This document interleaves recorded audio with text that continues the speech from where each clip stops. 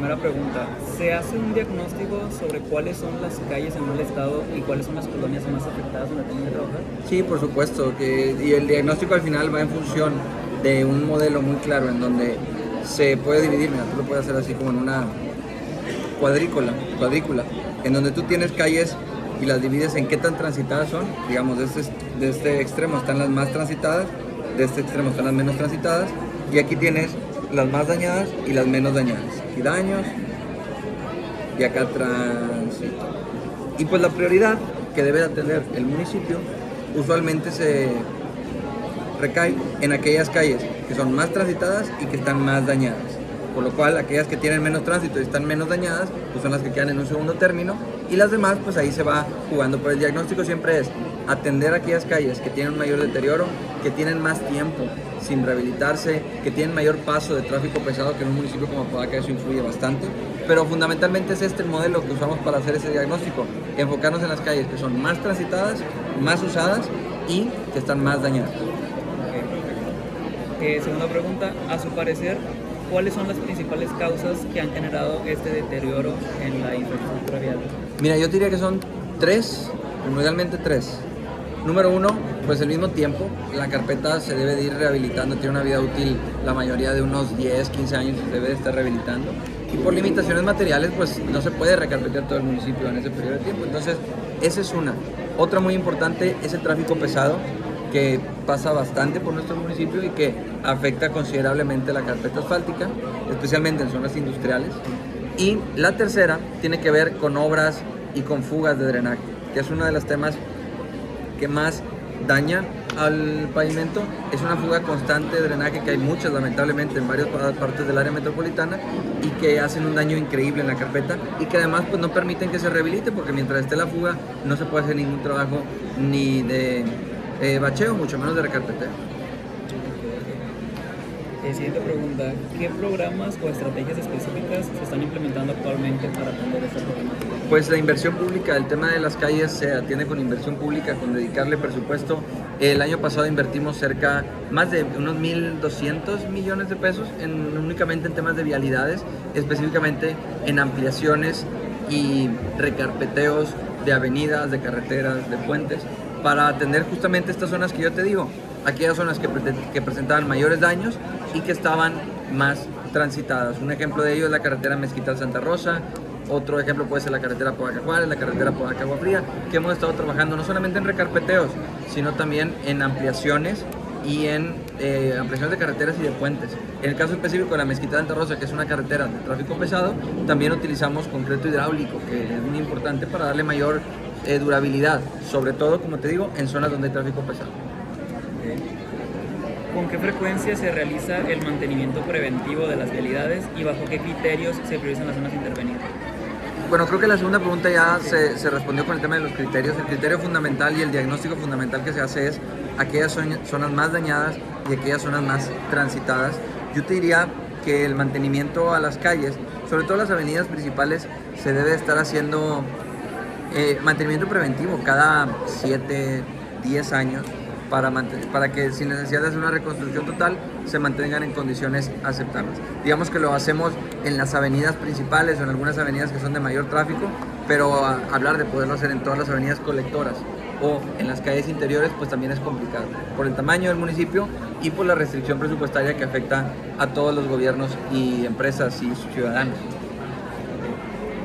¿Cómo se gestionan los reportes ciudadanos sobre baches y cuál es el tiempo promedio de respuesta?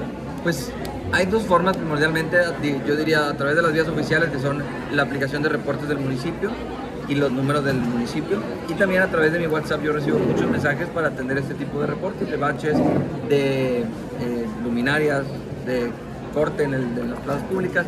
El tiempo de respuesta yo te diría que depende mucho de la época del año. ¿Por qué importa? Digo, cuando es una época del año que no hay lluvias, es muy rápido el tiempo de respuesta, yo te diría de 2 a 3 días máximo.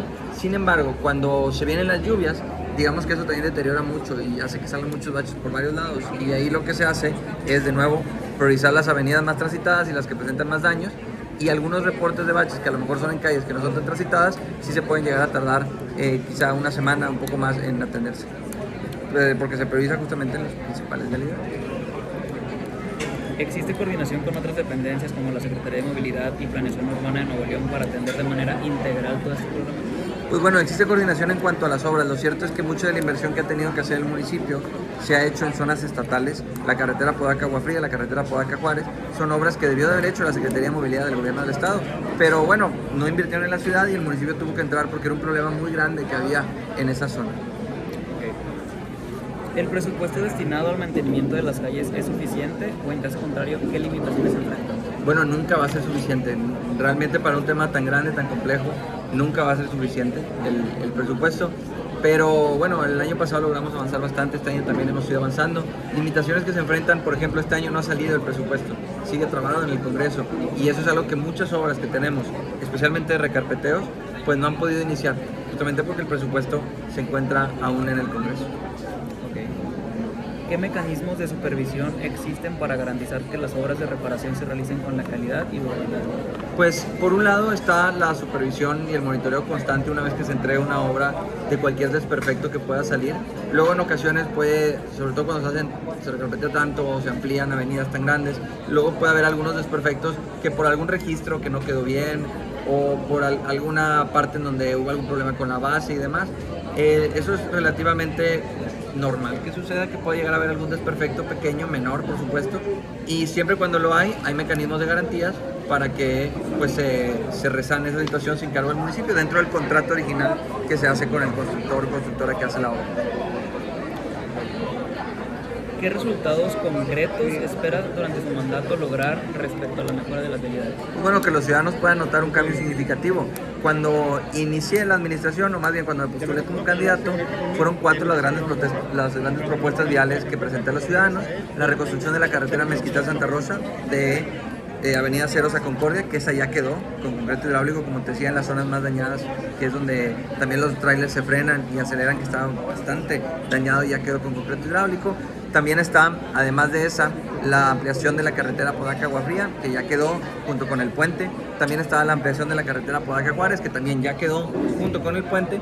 Y la ampliación de la avenida Sexta, que ya acabamos 2 de 3 etapas y la tercera etapa está programada para este año. Y es lo que te digo, ahorita ya estaremos trabajando en esa parte de Sexta, pero como no ha salido el presupuesto todavía no hemos podido arrancar. Pero este año también va a quedar lista para que al menos esas 4 obras, que fueron las principales que planteé en campaña, ya estén 100% completas, además de muchos más recarpeteos, porque en esas obras juntas son más o menos unos 500 millones de pesos, quizá un poco menos, y la inversión que se ha hecho en vialidades es superior a los 1.100 millones de pesos, entonces digamos que esas son las más grandes, pero además les puedo hablar de obras de recarpeteos en muchos lados y de ampliaciones de avenidas en otros lados de la ciudad que también han resuelto problemas muy significativos con respecto al tema de vialidades. ¿Qué otras propuestas tienen para resolver esta problemática de las calles? Pues como te digo, el tema de las calles es hasta cierto punto sencillo, se necesita hacer mantenimiento, se necesita recarpetear, no bachear, para eso se necesita el presupuesto, entonces es muy importante tener esa estabilidad política a nivel estatal para que salgan los presupuestos que le corresponden a los municipios y tengamos con qué hacer obras como las que hicimos el año pasado, pero lo más importante, como te digo, es ser muy claro con los reportes que se reciben los ciudadanos, sacar recursos de donde sea posible para atender estas problemáticas y sobre todo, como lo hemos hecho en mi gobierno, saber que el tema de las vialidades y el tema de la movilidad es uno prioritario para la ciudadanía y que ese también sea prioritario para el gobierno. Ok, pues serían todas las preguntas, muchas gracias. Muchas gracias a ustedes y estamos a la orden.